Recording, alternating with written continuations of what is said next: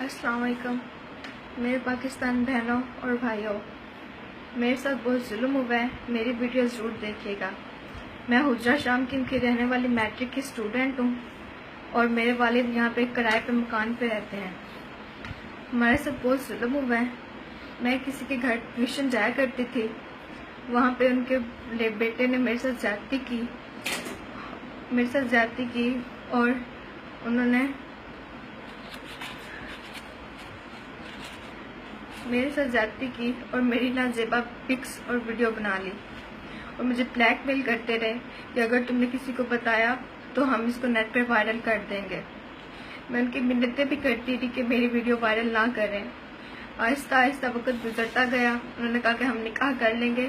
حمل ٹھہر گیا. بچے کو بھی نہیں ضائع کروانا، ہم نکاح کریں گے، کچھ بھی نہیں کریں گے.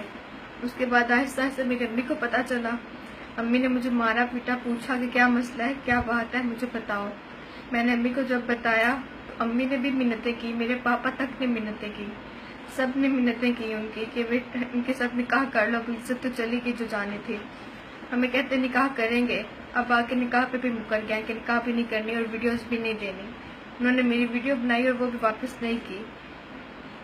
میری ساری اعلیٰ حکام سے اپیل ہے، درخواست ہے کہ میری مدد کریں اور مجھے انصاف دیں. اگر مجھے انصاف نہ ملا، ایس ایچ او حجرہ تھانہ کا وہ بھی ان کی رپورٹ نہیں کر رہا، وہ بھی کوئی ایکشن نہیں لے رہا.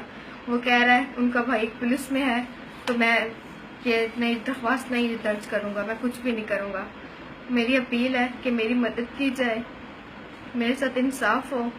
اگر نہ ہوا، اگر میری اعلیٰ حکام نے اپیل نہ مانی تو میں اپنے آپ پر، میرے پاس لاسٹ آپشن ہے کہ پیٹرول چھڑک کے مر جاؤں گی اور اس کے ذمہ دار سارے کے سارے یہ ہوں گے.